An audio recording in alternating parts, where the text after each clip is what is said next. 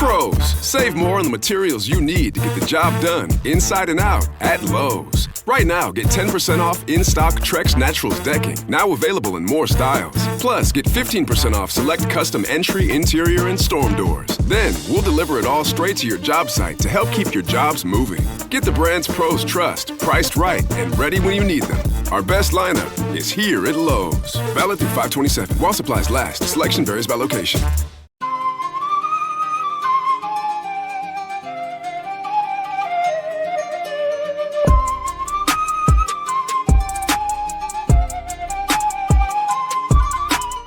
Hey guys, welcome to You the Boss podcast, episode 67. I'm your host, Pam, and today we're going to be talking about media overconsumption and mental health. Before I get started on this episode, I do want to say that I am not a mental health professional. I am not a specialized therapist. I am not a counselor of any form. If you are facing any issues with your mental health, any challenges with your mental health, I want to recommend that you connect with someone in your community, someone that you know, seek out therapy. And I mention this because what we're going to be talking about today is not just mental health, but mental health is very important, which is the reason that I'm doing this episode. And I don't want you to stop here when it comes to the resources. In this episode, we're going to explore how our constant digital consumption from doom scrolling the news, reels, social media, the different streaming services, billboards, how that is wearing down on our mental health. And I'm going to quote some sources and put them in the show notes about what science says about overstimulation, about stress and sleep, and how social media and the consumption of media is linked to anxiety and to FOMO and the overstimulation. And most importantly, in this episode, I want to give you the tools and give you back that power to reclaim your peace of mind. So first things first, what is media overconsumption? You know, over the weekend, I was scrolling, ironically, on social media, and someone shared a post in their stories, and I also shared it in mine. And the post says, we have normalized overconsumption, listening to podcasts while we walk, scrolling reels on the toilet, listening to music while we cook, watching a show on Netflix while we eat. It's as if there is no breathing space for your mind. You're constantly trying to fill the void, the stillness, and yet here you are complaining about feeling groggy and demotivated. And when I shared this post, I also made the mention to say that so many people message me and they say, I don't have time to read. I don't have the capacity to sit and read. I drive so much for work. I don't make time for it. It basically boils down to, I mentioned that so many people talk about how they don't have time to read and what actually having a physical book does for you. And they're somehow always caught up with the latest thing on Netflix, Hulu, Prime, whatever. Overconsumption of media looks like smartphones. It looks like social media. It looks like the news. It looks like the radio. It looks like the streaming services. There was an article, which again I will be sharing in the show notes, by Neiman Lab, where they did a study where social media has overtaken TV as Americans' primary news source. So basically, whenever you're looking for something that happened in the news, you do not go to a news source. You go to social media. And this is causing a very big media burnout. It's causing so much anxiety. It's causing mental fatigue, sleep disruption, low self-esteem, chronic stress, overstimulation, not being able to put your finger on what it is that is bothering you so much constantly and just has you so on edge. And in this article, they're literally telling us like, yeah, it's linked to this. And there's a lot of different things that the science community has outlined. The American Psychological Association, the APA, they have in a 2023 report, they talked about the stress that's linked to digital media. Consuming these different negative attributes from things, it triggers the fight or flight response in the brain. It makes it harder for you to feel grounded. It is also linked to the increased use of social media has the addictive behavior. It's constantly checking things. It's the fear of missing out. It's seeing other people travel and you feeling to yourself like, oh my gosh, I should be traveling more. How are these people doing it, And while that's a real comparison thing, which we've done here on the podcast, we've talked about comparison being the thief of joy, but it is also causing now, in addition to everything else, it's just causing so much stress and an addiction of sorts. It's disrupting sleep. You use your phone late at night and it's reducing the melatonin and sleep quality. An article in Frontiers in Psychiatry quoted, it's making your brain produce less melatonin, which heightens your anxiety. It heightens your depression. And Stanford did a study about the consistent consumption of media and how this is leading to literally making it worse for us to pay attention and impacting our memories. It's causing a cognitive depletion. As you guys know, I had a baby in the last 14 months, and one of the big things that has become a topic amongst every mother in my life is mom brain. Oh, it happens. There is a chemical imbalance and you just forget things. My memory hasn't been the same since I had kids, et cetera, et cetera. This is a real thing. I'm not here to take away from that. There is a lot of hormonal and chemicals that happens to the female brain, to the woman's brain when she gives birth and has her child that is linked to those hormones. And there's gray matter in your brain. That does happen. That is a real thing. But in addition to that, there is such an impact of the media that is causing this cognitive depletion in our brains. And it's incredible to note that a lot of women who have expressed having this quote unquote mom brain are also in some fashion or another connected to the consistent scrolling. Maybe it's not on their phones. Maybe it's on the streaming apps. Maybe it's on the podcast telling you how to be a better mom. And it's almost like we've forgotten how important stillness and mindfulness is and why it's important. The media consumption that we have, like literally driving on the highway and looking at the ads that are consistently on these electric billboards now, it's stealing from us from being present. When you are mindful, when you are present, it helps you reduce anxiety. It helps improve your focus. It strengthens your ability to emotionally self-regulate. And it helps you actually in being able to buffer against digital overstimulation. In 2018, this study by Gala, it showed that adolescents with higher mindfulness levels were less reactive to negative online content. That means that even down to our teenagers now, those that were less exposed to so much of the media things, and when I say media, I'm not just talking about news, they are less reactive when they're not as exposed. They're less reactive to the negative online content because they're able to regulate themselves. I do want to take a pause here and mention that I know that I've said media a lot, and I know that I've said the news a lot, and I've also said social media a lot. I am not here to make this a doom and gloom episode, make this a doom and gloom about what technology is doing to our brains. Technology is a wonderful tool. It helps businesses. It helps us stay connected globally. It helps us to have the ability that has never been had before to be able to go online, search for something, and get the knowledge of it. These are all good things.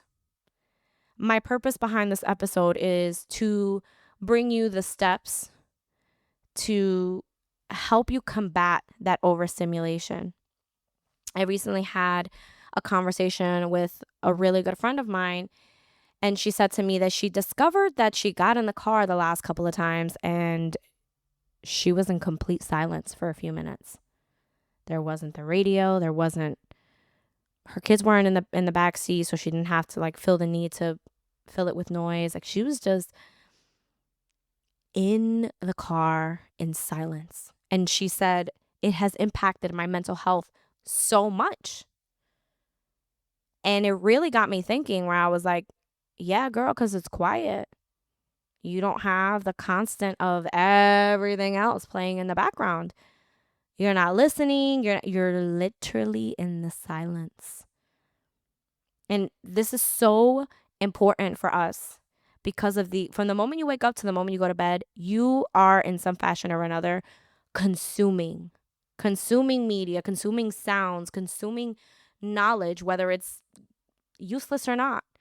You're constantly consuming Love Island, Love is Blind, The Secret Lives of Mormon Wives, 90 Day Fiancé, the HGTV Fixer Uppers. Like, these are all constant. And we need to get back to understand how important it is for us to reclaim our mental stillness. So, number one, I want you to set boundaries with technology. Create tech-free zones, whether that's your bedroom, your dining room. For me, for example, our table, whether that's with family at anyone else's house or at a restaurant, when the food hits the table, that's a phone-free zone. We started doing this a couple years ago. We just wanted to connect more, and now it's just like we don't use phones at the table unless someone calls and it's an emergency. We don't use phones at the table. Create those tech-free zones. Schedule check-in times for the news or for social media. I know this is very difficult for all of us. I'm not expecting you to turn over and do this overnight. This is an ongoing growth process. But if you're someone who has fallen into the consistent checking of the news because you want to keep up, because this is the life that we're in, the news are constantly changing, I'm here to tell you, number one, set 2 times of the day that you do that. Do it at, let's say, 10 a.m. and do it at 6 p.m. and then just turn it off, 15 minutes each. The reason I say that is because that still keeps you in the quote unquote no and helps you schedule those check-ins. I promise you that if the world is ending, someone will call you to tell you. If it is something so urgent, someone's going to call you or text you to tell you it. Number 2, practice mindful consumption.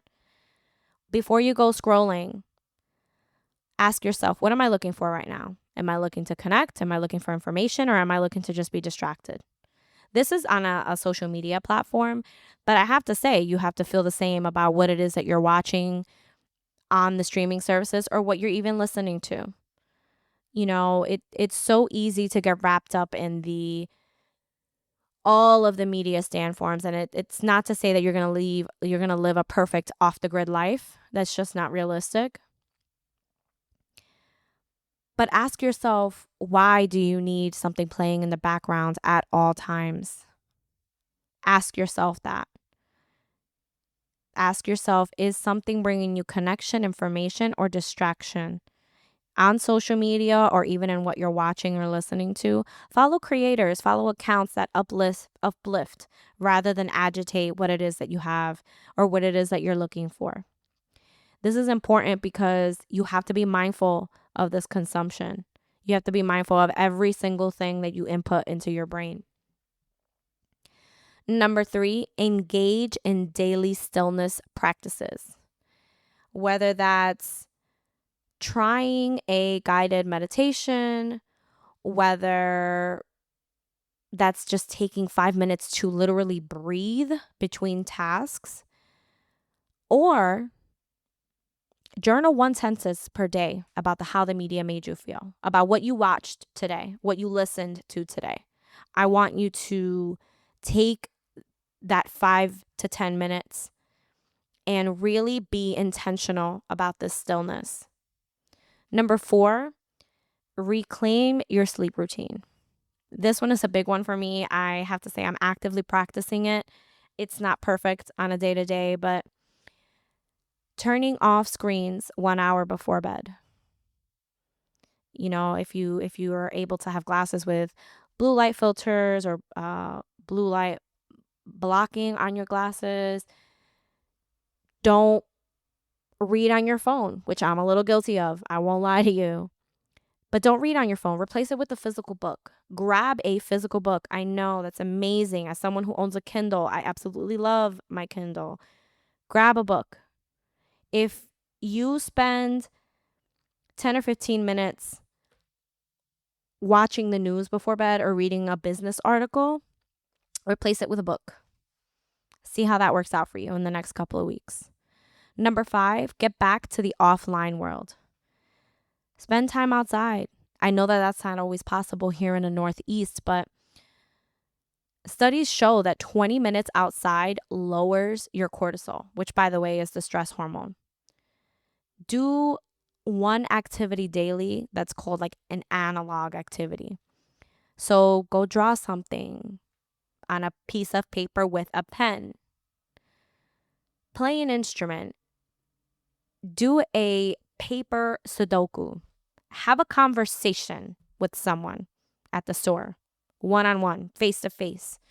Spend that time so that you can start to see the effects of how important mindfulness is.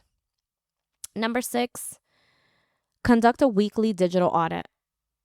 Go over your screen time report. I know that that's not always foolproof, and sometimes they're not even that accurate because you can't get screen time on your TV. But ask yourself, what gave me energy this week versus what drained me? On the social media perspective, remove or mute accounts that just induce comparison or negativity. On a streaming perspective, like, what did you get out of watching 87 hours of Sons of Anarchy, which I'm currently watching? Again, I'm not here to tell you that I'm perfect. I'm here to be transparent with you and say that we are an ever growing person. But remove those accounts, remove what those things cost to you, because you want to reclaim that. You want to reclaim what it is to be in control of the media consumption. There are so many things that have limitations and things that we don't know yet. Most studies in this field, they're not giving us, they're just showing correlation. They're not giving us the cause. Sometimes screen time on your phone is just not reliable. And global studies are needed for us to be able to have long-term effects on these different things. So I want to challenge you to be a critical consumer of the different media. I want you to research more about what it is that you're consuming and how it impacts you. I want to end this episode by quoting something, and that quote is, "The cost of staying constantly connected is often disconnection from yourself." Try one of the things this week. Try unplugging more. Maybe you don't turn the TV off during the day because you really do need the background noise. So maybe just go for a 20-minute silent walk. Take your kids outside, walk for 20 minutes without your phone, without listening to something. Just go outside for 20 minutes. And I want you to pay attention to what that does to your mood. I want you to pay attention to what that does to your focus and what that does for you to sleep. Before we end this episode, I want to encourage you to leave us a review wherever you listen to your podcasts. We are on all streaming platforms, Spotify, Apple, and YouTube. Leave us a 5-star review. We definitely appreciate it. And as always, thank you for listening. Come back again next week for another episode of You the Boss podcast.